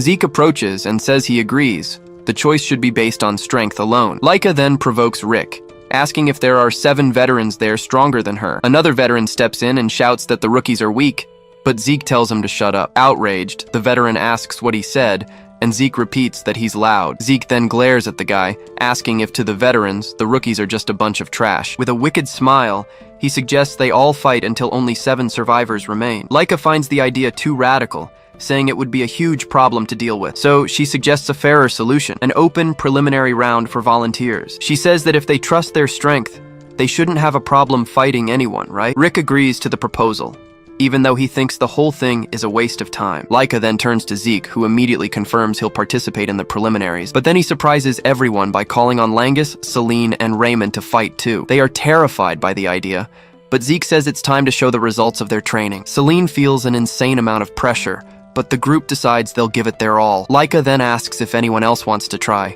but no one moves, afraid of losing. Seeing this, Zeke thinks that fighting stronger people is the best way to evolve. Then Laika turns to her group and says that for now, they have something to watch. She faces the veterans, saying she wants to see how strong they really are in practice. A veteran grumbles that the rookie's stubbornness is a pain, already thinking they can't win. The crowd asks them to go easy, because aside from Laika, they're just 2-star boys. Zeke notices their concern, but reminds them they all trained together for 5 long years. He then says they did a great job and just need to have a little more faith. With their motivation restored, the rookie trio agrees and prepares for the big fight. But the veteran gets annoyed with the delay, yelling for them to come and learn their place. From a balcony, students from another wing watch everything, not understanding what's going on. After the fight, Langus is shocked by the outcome, thinking they were too strong. With a proud smile, Zeke congratulates everyone, saying they did an amazing job in the fight. It's shown that Langus has gotten faster at dodging and finding openings in his enemies. Celine now completely masters her sword style, using several strikes in sequence, and Raymond has improved his tactics, knowing how to use his sword and shield perfectly. Zeke observes the results and thinks they need more fights to build their confidence. The scene then focuses on Laika, who has also grown much stronger over time. The students on the balcony are in disbelief, stammering that it can't be true. With her opponent on the ground, Laika sheathes her sword, saying that was enough. Rick is outraged and points at her, shouting that it's impossible for them to lose to 2 stars. But Zeke gives him a cold stare, saying he's too naive to still think that way. He then explains that age and the number of stars are nothing more than simple indicators. He then warns that true strength is decided by the winner, and the loser is the weak one. The veteran gets angry and calls Zeke a fool, yelling that the stars are power. With a sinister look, Zeke says that with or without stars, anyone will die if their heart is destroyed. He tells the veteran not to run from the truth because strength is simply the ability to win, but Rick doesn't accept it and yells at him to shut up, threatening not to go easy on him in the fight. Zeke warns that he's tired of all the talk, and that now it's just the 2 of them left in the courtyard. With a smile, he challenges him to show off the martial arts he's trained for so long. The veteran is furious with the taunt and yells at him to get ready to take a hit. He then charges at Zeke with everything he's got, using his fist of great strength technique, but Zeke dodges the attack effortlessly and lands a solid punch right in his face. The force of the blow sends the veteran flying, and Zeke stands victorious. With a thumbs up and a smile, Zeke praises the veteran, saying he trained very well. He then stands there, celebrating his victory over the guy lying on the ground. Laika watches the scene, finding it very strange that he's praising someone he just knocked out. The scene then shifts to the West Wing, where several students are down and injured in the courtyard. Suddenly, one of the fighters picks up a strange dagger, glowing with a greenish light. Then, Vanille is revealed, another candidate for leader who thinks everyone there is completely useless. One of his subordinates approaches respectfully, addressing him by the title of Lord Vanille. The aide, Alan, reports that the selection there is already complete, with the chosen ones ready, and among that selected group is Retin, with his typical arrogant look. Vanille then notices the boy, surprised that a rookie is already a 3-star rank. With a smile, he says he likes strong people, and that he wants him as his subordinate. Retin is thrilled with the invitation, thanking him and bowing for the recognition. He then thinks that with Lord Vanille in command, the West Wing has no way of losing. He already imagines Vanille will become the next leader, bringing glory to their group, and with that, he would become the right-hand man of the new head of the entire powerful family. Alan approaches and says he has something important to report to his lord, Vanille. He then whispers in his ear, informing him that Lady Laika will be on the East Wing's team. Vanille gets very annoyed with the news, calling the girl a meddling brat, but he doesn't care, saying it doesn't matter how good she is, because they will win. Alan watches his master, who is determined to prove his worth to his brothers. Vanille then opens his weapon, a bladed fan, already thinking about his great objective. With a sinister smile, he declares to himself that the position of leader will be his. The scene shifts to a packed coliseum with all the students gathered for the big selection event. A group of students sits in the stands, watching the activity closely. Langus is impressed by the size of the crowd, and Laika explains they've come from all wings. She mentions that the number of students here has already dropped significantly because of the exam eliminations. At that, Langus remembers that those who fail, like his father, are called pseudo-dragons. Laika notices he's feeling down and tries to cheer him up with a pat on the back. She tells him they were chosen as representatives and that they should be very proud of that. Suddenly, one of the students asks Zeke what's wrong, since he's been very quiet. He replies that it's nothing. He was just gauging the strength of all the students present. The others are impressed by his ability, thinking it's an impossible thing to do. Zeke just observes the other students, thinking about how much things have changed lately. Suddenly, the upperclassmen from the East Wing come running toward the group, shouting for them. The upperclassman explains that after that fight, he and his group completely changed their way of thinking. He says that even though he's from a lesser lineage, he now truly respects the strongest. Zeke is a bit surprised by the statement, but he doesn't think this change is a bad thing. Zeke analyzes everyone's power, noting that with the exception of his team, they are all 3 stars. He focuses his gaze on the other students, sensing the energy of each competitor there. He then notices that some are already on a different level, finding it all very interesting. Langus was fidgeting, trying to stay calm before the competition started. Suddenly, a blonde woman jumps on Laika's back, shouting her name loudly. Zeke doesn't understand the situation at all, watching the scene from a distance, completely confused. The woman hugs Laika tightly, asking if she's okay and if anyone has been bothering her. The group then asks who she is, and Laika introduces her cousin, Sandy Tuporna. It's revealed that Sandy is the daughter of the head of the powerful Tuporna family, a noble house. Upon hearing the name, the trio is in shock, as she's from one of the 4 great houses. Sandy then asks Laika who those kids are, and she replies that they are her friends. She listens to the answer with a mocking tone, doubting the group's abilities. She then questions if they are strong enough to be companions to a future leader, but Zeke cuts into the conversation, replying that they'll only find that out in a fight. Sandy asks who he is, and Laika introduces him as Zeke, the so-called illegitimate son. With a slight smile, Zeke watches his friends, feeling the aura of confidence coming from them. Sandy then looks at Zeke with contempt, saying she didn't expect an illegitimate son to survive. Laika gets angry and tells her cousin to stop, but Sandy just warns that he is a rival. She continues, saying the East Wing's team is weak, but Zeke warns her to be careful. With her eyes flashing with anger, she asks what he said, since he's a powerless bastard. She then glares at him and yells, asking if he dares to talk back to her like that. But Zeke isn't fazed at all and calmly says it was just a simple piece of advice. Suddenly, Aegis Vanblade arrives, telling them not to start trouble with the other teams. Lungus recognizes the guy immediately, but Zeke doesn't seem to care about his presence. Sandy tells him to stay out of it, but Aegis warns that the selection is about to begin. The scene then shifts to the center of the arena, where an instructor is preparing to address everyone. With a golden aura, he calls for everyone's attention, bringing a total silence to the Colosseum. The trio of rookies straightens up, facing the challenge ahead with serious expressions. Laika and Sandy stop their argument and turn to listen to the big announcement. All the students fall silent, eagerly awaiting the start of the selection match. Then, the captain of the Golden Dragon Order is introduced, known as the Educator of Dread. In the center of the arena, the instructor announces that the selection matches are finally about to begin. He explains that the tournament will be an elimination style, with one-on-one duels between the 4 wings. The rule is clear.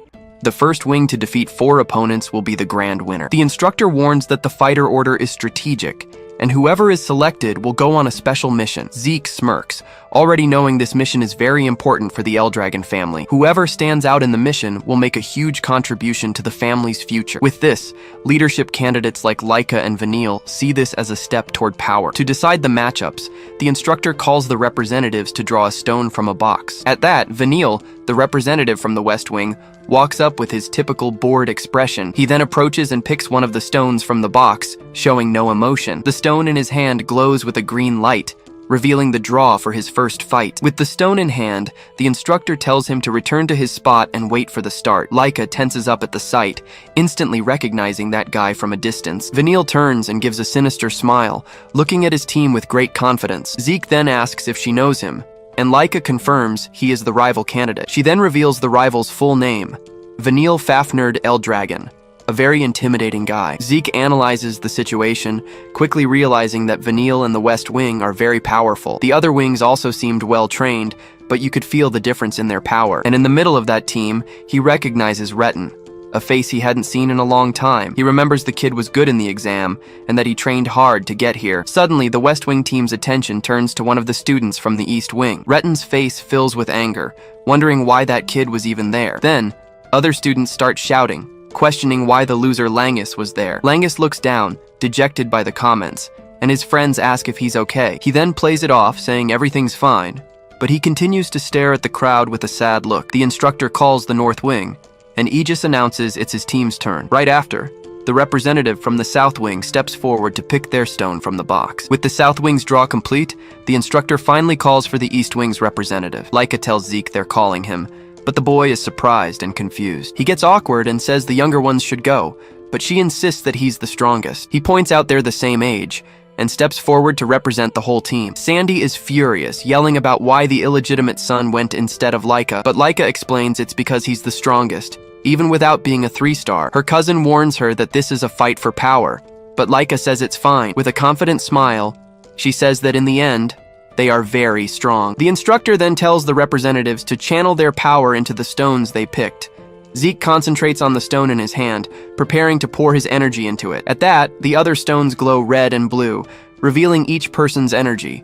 Zeke's stone also glows blue, and he breaks into a very confident smile. With that, the instructor announces the first fight will be the East Wing versus the North Wing, and the second fight is set between the West Wing and the South Wing, defining the semi-finals. The camera then focuses on the North Wing team as they prepare for the first battle. One of their fighters looked like a monster, with a gaze that would scare anyone. Laika's team is shocked, and Langus asks if that guy is also a student. She gets worried, thinking she'll have to fight her cousin Sandy right off the bat. Sandy releases her golden aura, saying this is a good chance for Laika to wake up. She then points to her team and warns that she'll crush her to remind her of her place, but Laika just gives a confident smile and yells that she can bring it on. Zeke faces Aegis and says he's looking forward to the fight, and his rival immediately agrees. As the stones glow, the two stare each other down, and Aegis says he can't wait to fight. Vanille glares at the South team with contempt, while the opposing group grows tense. It's then announced that the first major fight will be the East Wing against the North Wing. The North Wing team looked very confident,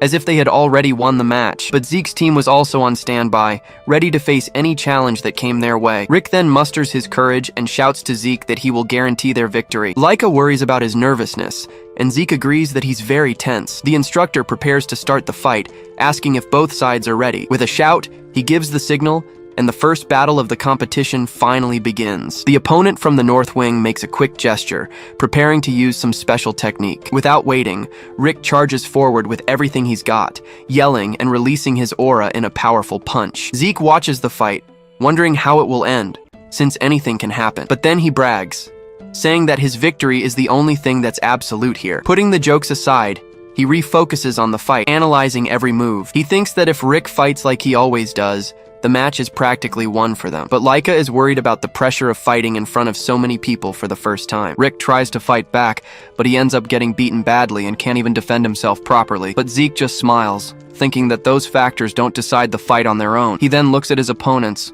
already knowing that Sandy and Aegis are the exceptions. It's then explained that both of them are already on the verge of the 4-star level. With this, Zeke thinks that fighting against his cousin will be good motivation for Laika. With Rick on the ground, the judge announces that the first round has been won by the North Wing. The next student, Merlin, gets super nervous, but she tries to calm herself down to fight. But the North Wing wins again, leaving the East Wing team very disappointed with the result. The two defeated members apologize, but Zeke says they were swallowed up by the arena. He tells them not to worry, because if it were a life or death battle, it would be different. With a big grin, Zeke explains that this is a place to learn and test their own strength. The two are encouraged by his words, but with 2 losses, the next fight was crucial. Zeke then turns to Langus, who yells at him not to make him more nervous. The boy was breaking out in a cold sweat, because besides the pressure, his opponent was terrifying. He was a giant guy with a huge sword, releasing a frightening aura of power. He stares at his opponent, thinking that this is the scariest senior he has ever seen. At this, Langus starts to cry, yelling that the seniors from his wing weren't so ugly. Zeke finds this annoying, thinking his friend is really a handful, so he tells Langus to look at the opponent and asks what weapon the guy is using. The boy takes a good look at the big guy and replies that he thinks it's a sword. With a smile, Zeke tells him to fight only the sword, without thinking about anything else. He explains that he should dodge the attack, fall back on defense, and advance on the opening. Zeke then tells him to focus only on the weapon, just like he always does in training. With this advice, Langus's eyes light up, and he's finally able to concentrate. Zeke notices his focus and thinks that the boy just needs a little guidance. The two then face off in the arena, and Langus wonders how much he will grow. The crowd starts laughing at the size difference, shouting that the skinny guy doesn't stand a chance. But Langus isn't fazed, keeping his gaze cold and completely focused on his enemy. The instructor looks at the two in the arena and gives the signal for the fight to finally begin. The big guy then charges forward with everything, using his sword technique to strike first. With a focused gaze, Langus prepares to dodge the attack from the giant sword. He then manages to dodge just in time as his opponent's sword carves a crater in the ground. The big guy yells furiously, warning the boy that he won't be able to escape him again. At this, he attacks once more, but Langus prepares to defend himself with his spear. Celine gets worried, shouting that the enemy was closing the distance on Langus, but Zeke just tells her to calm down and asks everyone to look at their friend's eyes. The boy enters a state of absurd focus, his eyes glowing an intense blue. With this, he dodges another blow, completely focused on his opponent's movements. The big guy then prepares an area attack, using his sword dance technique, but Langus activates his spear technique, preparing to use his best move. With his water ability, he manages to block all the sword attacks at once. The opponent is shocked by the scene, unable to believe the boy defended his attack. Langus then seizes the opening and readies his spear for a precise counterattack. He uses his strongest technique, piercing the big guy's defense with a single blow. The senior is sent flying by the impact, crashing to the ground, completely defeated by the spear. The instructor observes the outcome of the fight and announces the end of the match in a serious voice. With the big guy on the ground, he declares that the victory for the third round goes to the East Wing. Langus finally relaxes, thankful that he managed to win in the end. From a distance, Zeke cracks a satisfied smile, already thinking about the team's next steps. He then turns to his team and asks if they're ready to start the comeback. With Langus's victory, the East Wing started a comeback,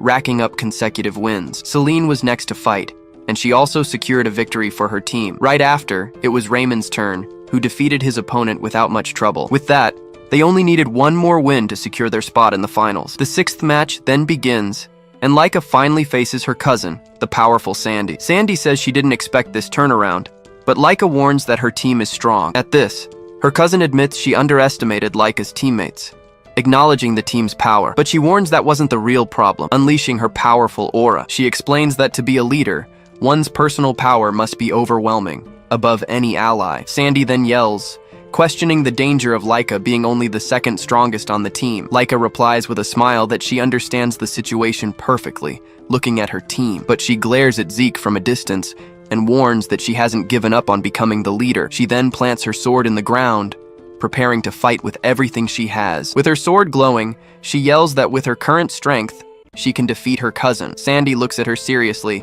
and replies that now she finally understands the situation. Sandy charges at Laika with full force, who prepares to defend against the electric strike. The crowd is shocked by her speed, shouting that Sandy just vanished into thin air. But she appears in the air and shouts for Laika to show her true strength right now. The two then clash swords with force, releasing a golden energy with the impact. With more power, Sandy manages to push her cousin back, forcing her to her knees. She continues her relentless attack, leaving Laika completely cornered on the defensive. From a distance, Aegis watches the fight, thinking that Sandy already has the upper hand. He then wonders how long Laika can withstand all this pressure. Sandy uses her thunder technique, hitting Laika with a super fast blow. Celine and Merlin scream in desperation, worried about what happened to Lady Laika. But Laika manages to back away and tells herself she's fine. She just needs to take a deep breath. She was injured and in a cold sweat, but her gaze remained steady and full of determination. The team comments that Sandy is too strong, and that she had trained Laika as a child. Even though she's all beaten up,